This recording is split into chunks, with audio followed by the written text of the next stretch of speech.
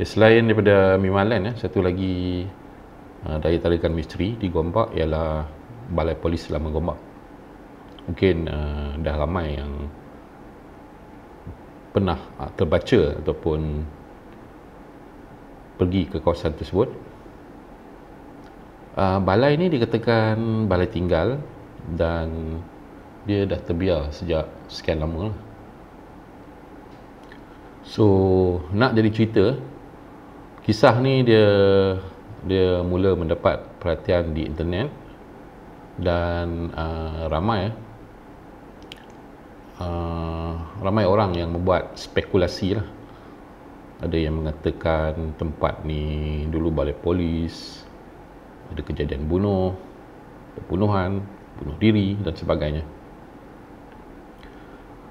Dia dikatakan dibina pada zaman komunis untuk menjaga keselamatan sepanjang jalan Gombak Bentung, iaitu Jalan Lama ke Pahang. Dan ada yang mendakwa ia dibina bagi membantu orang asli daripada diganggu oleh penganas komunis yang berkuasa pada ketika itu. Dan terdapat pelbagai cerita mistik diceritakan orang. Yang ni kita boleh tengok di internet cukup banyak. Sehingga kan ada yang mengatakan di kawasan ini munculnya makhluk-makhluk halus seperti Pontianak, Langsir dan macam-macam lagi lah. Sehingga kan terdapat beberapa orang paranormal lah yang datang ke sana dan mendakwa mereka sempat merakam entiti di balai tersebut. Dan kemuncaknya pada tahun 2015, satu syarikat perfilman yang bernama Showbiz Production, mereka ada membuat satu filem dokumentari lah yang bertajuk Puaka Balai Gombak. So kita cerita sikit pasal lokasi kawasan ni. Dia terletak di Jalan Lama Pahang. Dia dekat dengan sebuah kuil. Bangunan ni agak tersorok sedikit ke dalam. So daripada kuil tu, bangunan ni terletak di sebelah kanan. Sekiranya kita daripada Bentung, so ianya di bahagian kiri lah. So disebabkan lokasi dia benar-benar di tepi Jalan Lama Pahang ni, sudah tentu tempat ni tak dapat dipisahkan lah dengan cerita-cerita mistik. Tapi yang menjadi persoalan kita sekarang, semua kisah-kisah yang kita dengar tu kena ada penjelasan yang logik lah. So fakta dan teori kita nak kupas sedikit. Dikatakan bawah tanah yang menempatkan bangunan tersebut ada pemilik dia. So kami buat sedikit carian di internet dan mendapati nama pemilik tersebut ialah Ismail Haji Kasim.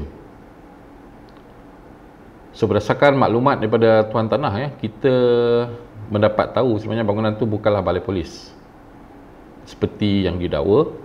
Ia sebenarnya adalah rumah pegawai British yang juga merangkap jurutera yang menjaga empangan Gombak lama. So sekiranya maklumat ni benar, maka pastinya bangunan tersebut bukanlah bangunan balai polis. Kerana tak mungkin balai polis dibina di atas tanah individu. Dan sebenarnya kita juga perlu dapatkan fakta-fakta yang lebih jelas seperti tarikh tahun ia dibina untuk kita menentukanlah sama ada dia rumah pasung. Kerana di zaman darurat rumah pasung ni dikira sebagai balai polis. Struktur fizikal bangunan tu pun kita kena ambil kira. Kita kena pastikan sama ada terdapatnya seperti stor simpanan senjata, bilik tahanan atau kurungan. Selain daripada itu, kita kena pastikan juga terdapatnya kubu, bilik soal siasat dan sebagainya untuk kita buktikanlah yang punya cukup sifat sebagai balai polis. Tetapi apa yang kita dapati daripada footage yang kita dapat, tiada sebarang rakaman dibuat menunjukkan terdapatnya tempat-tempat yang saya sebutkan tadi tu lah. Dan ada satu lagi maklumat yang dikatakan sebenarnya adalah rumah kaki tangan penyelidikan UM sekitar tahun 1960-an dulu. So berdasarkan teori ni, kita buat sedikit carian lah, dan memang terbukti terdapat satu fasiliti UM yang dipanggil Pusat Penyelidikan Luar Universiti Malaya Ulu Gombak.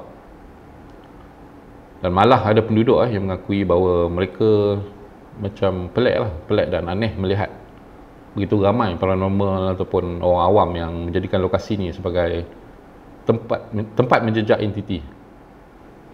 Sedangkan dakwa mereka tiada apa pun dekat situ.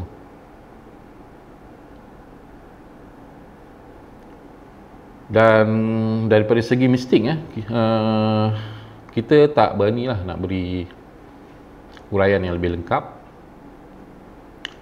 Dan sebenarnya telah banyak ekspedisi tim yang dilakukan oleh tim-tim paranormal di kawasan ni yang kita boleh tengok di YouTube.